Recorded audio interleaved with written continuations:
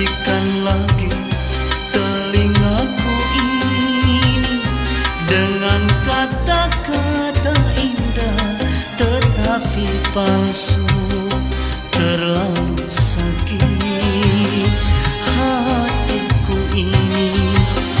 Bila dibandingkan tertusuk duri, lebih baik kau berikan aku segelas racun